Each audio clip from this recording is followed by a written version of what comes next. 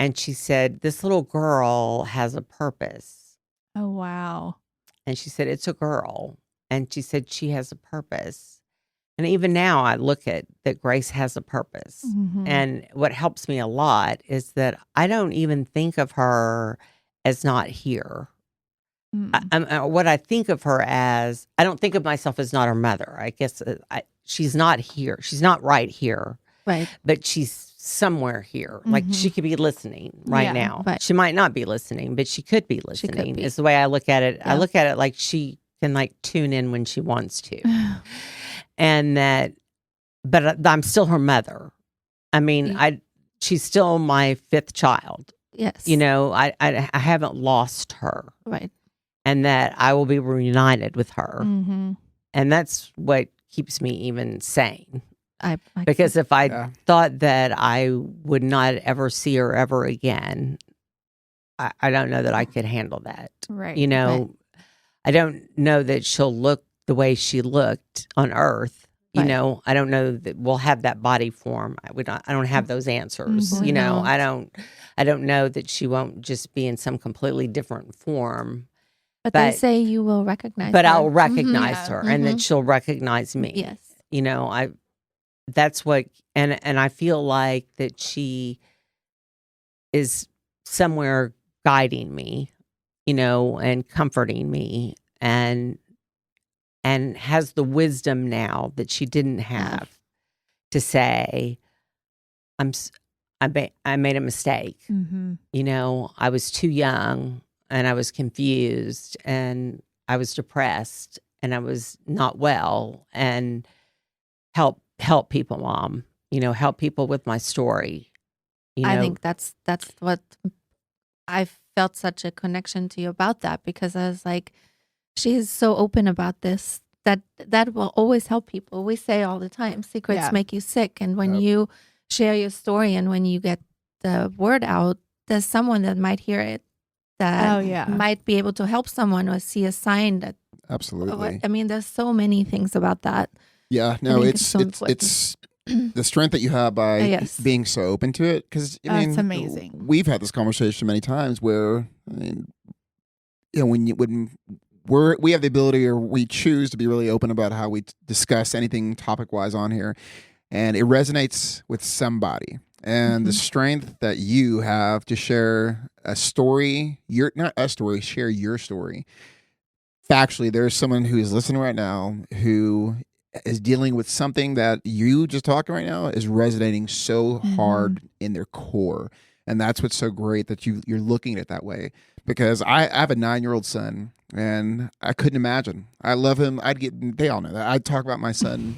I mean, he's my heart outside my chest. And I mean, I say that, and I could imagine. But the fact that you have the strength and the will and the ability and the choice to come out here and discuss it and share it, not just with us, but normally. I mean, just like as a normal conversation, that's so powerful, and that's amazing. It is amazing. Yeah, that's tough. I wanted to see if you could tell us, like, how was she as a child? Like, did you ever see any issues at all? Well, it's funny. She was kind of twofold, because she was really mature for her age. Like, people used to I ran a theater for 15 years. Oh, wow. So she went with me all the time.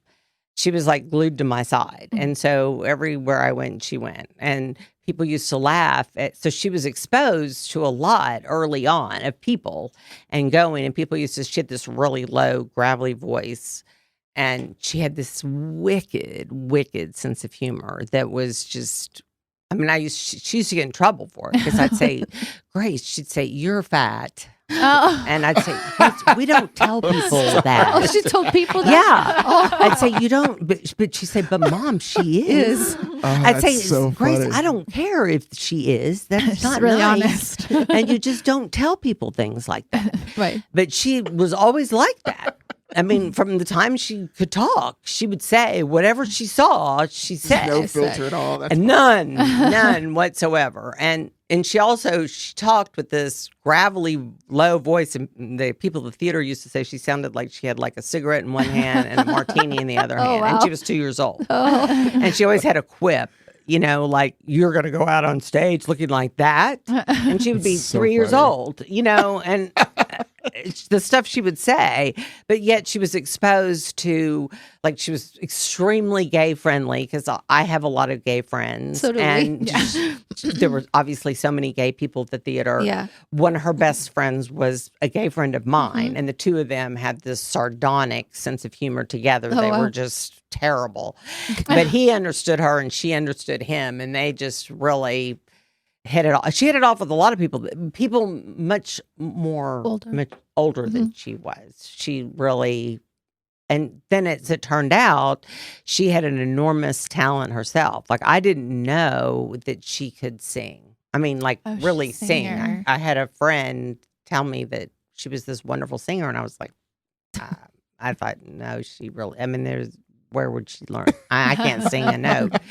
And then one day at spring break, she got up and sang Adele's "Rolling in the Deep" in front of her. I mean, Oh my like, goodness. blew Were it you away. like, I mean, wow, yeah, Brian and I Wow. looked at each other like, what is happening? and she did it in front of like 35 people, and we were just like, I didn't even know she could do this Wow. at all. And How she old was was fabulous. she doing this? And she was probably about like 9. Wow. And so but she was always really different. She didn't like her peers, people her own age. Didn't like, it was real hard. Like, she went to camp, and all my other kids loved Camp Longhorn and Sky Ranch. She didn't like it. She wanted to come home. She didn't like playing soccer. We signed her up, made her go. She just sat down in the middle of the field. She wasn't going to play. She told us she wasn't going to. She said, I told you I wasn't going to play. She was real stubborn. I mean, she wasn't going to do what she wasn't going to do. And she is the baby of the family. She's the baby. How were the siblings? Like, were they all really close? Yeah. Baby And- her? Yes. That's how it is Yeah. in my house. The 16-year-old gets like spoiled by everybody. Right. Yeah. That's funny. She was, and she was my baby. Out of Mhm. all the children, I was the closest to her. Probably Oh, because I wow. had the most time. And then she wanted me the most. Mhm. To some degree, she chose that. You Right. know, like, she's the one that wanted to go to the theater with me all the time. Mhm. I'd ask Abby to go, and she'd have other plans with her friends. She'd be like, no, I'm not going. Mhm. You know, but Grace would always be like, yeah, I'll go. I mean, she would help me learn my lines Oh. constantly. I mean, I would Oh. text her at school like hysterical, saying, I'm going to make a complete fool of Oh. myself. And she'd be, don't worry, I'll be home this afternoon. We'll and work on it. We'll This is work like on your it little some best more." friend right yeah, here. she Yeah. just, she and I were just kind of inseparable. But she suffered from depression. She had 2 prior suicide attempts before she completed at 16, and by taking pills. So And one of How them, she old? was 9. What? So do you have, so just, usually we can see stuff better when we're looking backwards to be able to connect dots to any tragedy or anything in life. Is there anything you can look at and pinpoint when you started noticing, looking back now, saying, oh, okay, I can see where the depression started from? No, just that she was always different. She was highly creative, liked to play, would play for hours by herself. She didn't need anybody else to play with. Yeah. I mean, it could use her, like to make things. It was real close to her dad too, was very much of a daddy's girl as well. She really just preferred to be at home and not like spend the night at people's house. She was different. So at age 9, tell me about that. Like, what happened? Like, I were mean, you she- there? Where did the pills? She just started throwing up. and And it made her sick to her stomach. But we took her, to the emergency room, and they told us at the emergency room it was like an epidemic. She What? said we used to sit there. She said with nothing to do our whole shifts, and now we can't even sit down. So many kids are brought in, So, taking pills. or just trying to take their lives. But what did she mean? take? Like, what did she say? I wanted to take my Yeah. life. She said, I want to not live. Yeah. She said that to you. Mm-hmm. What did you say? I mean, I just was blown away. I mean, you try to argue with them about why this is ridiculous and that she doesn't know what she's doing. And of course, they promise they're not going to do it again. Mhm. So And she did say, I'm yeah. not doing that again. But I wanted to die. Is that what she said? yeah, So what did she? I mean, what was what pills did she take? just like Tylenol PM. So she didn't whatever even know found what she around the took. house. She Yeah. was just in the mindset that do not want to be here anymore. So she just took whatever. Mhm. Wow. On her own. This was not like from another friend or someone she like.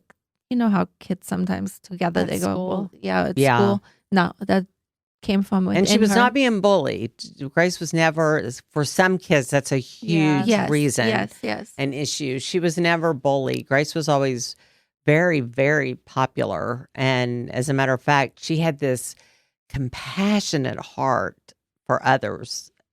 She was always a real champion of the underdog and would go to lunch or on the playground of kids that were the ones that were being bullied or that were left out or who were less popular, or she would reach out. She really identified with them, maybe because of the way she felt about herself inside, but she always took on the wounded people and felt enormous empathy and compassion. And especially after her death, I had so many kids come and tell me stories of what she had done for them, of, encouraging whether they had a small part in a play that she was in where she was the star, and how she would encourage them and tell them, you can do this.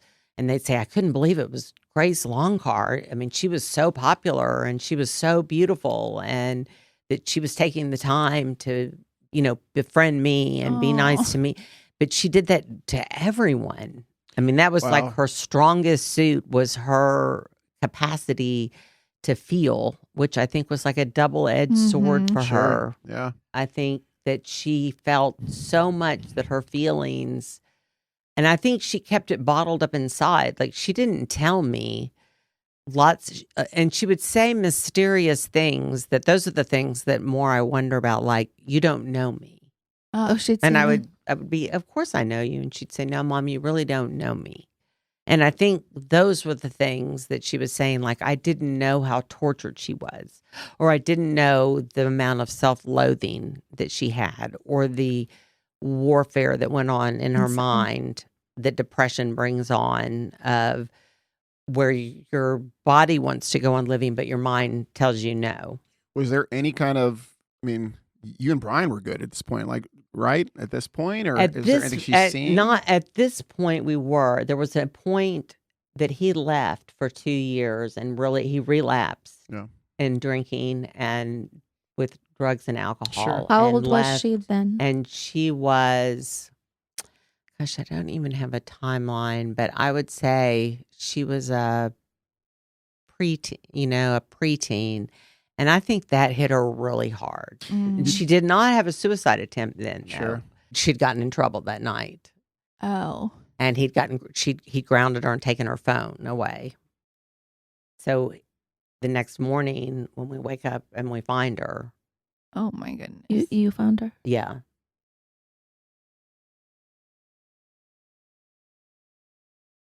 And then of course he died 6 days later. Accidental drug overdose, correct? Yeah. So, and I think he just couldn't handle the pain, because I mean, there was no question that he loved her with every fiber of his being. That I know, but there is also no question that he had been completely irresponsible as a father. It was a really very difficult time, and Grace felt real protective of me. Sure. And her greatest wish had been, I was trying really hard. We were just trying to get back together because he went to rehab. And I thought maybe, because he had 23 years, I thought maybe he could return to being the person that he was. And my strongest motivation, other than the fact that I loved him, because I did love him dearly, but if I thought was Grace, as I thought Grace needs him. And she wants our family intact. She wants it more than any of our other children do. Everything she ever wrote in therapy, or because we also sent her to Meningers and she was there. She didn't participate. She didn't ever try. But what little she would ever do, it was always about wanting her family intact and wanting her mom and dad, and wanting us to have family time and family vacations and do things as a family. I mean, she even made this book. I wish I'd brought. It was My Family. And she dedicated a page to every one of us. And Wow. with our pictures and artwork done and of each one of the kids. Family was a huge, huge thing to her. And so it was my motivation, if there was any way that I could save this marriage and save them both. I was just on this rescue mission to save them both for years. So let me ask you this. Tell us about your other children. So as we're hearing about Grace, hearing about you, clearly they had to be impacted in some way. So how are they leading up to Grace's suicide? Like, how are the other kiddos up to this point? And then, well, first talk of that, and then I'll ask the other question. Well, the older three were already off kind of doing their own thing. They still are here. But matter of fact, both the boys worked with Brian in some form or fashion, but they were older. Mm-hmm. And my daughter, my older daughter, is a barrel racer and was all over the country doing that and lived in Oklahoma on the ranch. My ex-husband's family has a family ranch, and she lived on that ranch. So they weren't as involved in the day-to-day of it at that time. Were they frustrated with Brian at all? Yeah, they were. They were very frustrated, and they talked to him, and they would try to talk to him, and because actually, as fate would have it, both of my sons are recovering alcoholics of different. One of them was of 10 years. One of them is of 5 years. Oh, wow. Now, and then my youngest daughter, Brian, was also bipolar. So I will always wonder if Grace wasn't bipolar, because it doesn't get diagnosed until usually about 16 or 17, maybe even 18 or 19. And her older sister, Abby, got diagnosed as being bipolar. Yeah. And she has been in treatment for addiction to Xanax for about the last, she went to sober living, and she just got out of sober living, but she was at treatment for it. So it affected all of them, especially the two deaths have spent a spiral throughout the whole family. So now talk a little bit about, what were you going to say? No, I was going to ask that, like a spiral through the family. Yeah. In what way? Well, like my son lost his sobriety that had 10 years. He now is back. He went back to treatment, and he now has like 3 months. And I think he'll do well. But he idolized Brian, and he left Grace, his little sister. Everybody feels like when someone commits suicide, it's my fault. I could have done something. That's the worst death imaginable. It is. Because a cancer or a car accident, you've still lost your child, and nothing changes that, and the pain is just as great, but you're not left with this guilt or that I could have saved them, and retracing it and going, what could I have done? What could I have done? I mean, I have asked myself that. Did try it anyways. You said you made it your mission to save her life anyways. And you finally get to the point where it takes a long time of realizing that you couldn't save their life. That depression and mental illness are just like cancer, or meaning sometimes people die. Wow. Sometimes no matter what we do, it's just like I just lost a friend to cancer. Why she died and some people survive, we don't know. Right. But some people die from suicide. I mean, they don't get better from depression, because Grace was seeing a counselor. Grace could talk to me about anything. She knows I would have done I would have gone anywhere, done anything, cut off my arms and legs. She knew that. That's the only consolation I have, is that I know she knows how much I loved her. I can look through my text messages, which are in black and white between the two of us, saying how much we love each other. And love is not enough. Love will not save a depressed person. It just won't save a depressed person. And that's what you wrestle with, because if love was enough, a shitload more people would be here because Mhm. they're loved. Right. And they're being told they're loved. Because I'm on one of the best things that I've done throughout this is I'm on several Facebook groups that are, loss of a child by suicide or just loss of even a spouse and all of us have the same complex emotions, thinking we could have done more, or if that day, like if that night, if we hadn't have confronted her about smoking pot in her room that night, if we hadn't taken her phone away, if I hadn't have given Brian another chance, I've been through all those what ifs, if I just had just divorced him instead, if I hadn't gotten her hopes up that he was going to be I already had done all that, because it's now almost 4 years later. I've spent years doing all that, of thinking maybe I could have saved her if I had done this or if I had done that, or if I sent her to I even sent her to the school she went to Booker T. Oh, yeah, she went to Booker T. Yeah, and she was she was the only one that didn't go to Highland Park High School. She went where her people were because she Her was people. and loved. But the night she died, she said to me, "I haven't been happy since I was in second grade." Why did she say that? She'd been better than she'd ever been, I thought.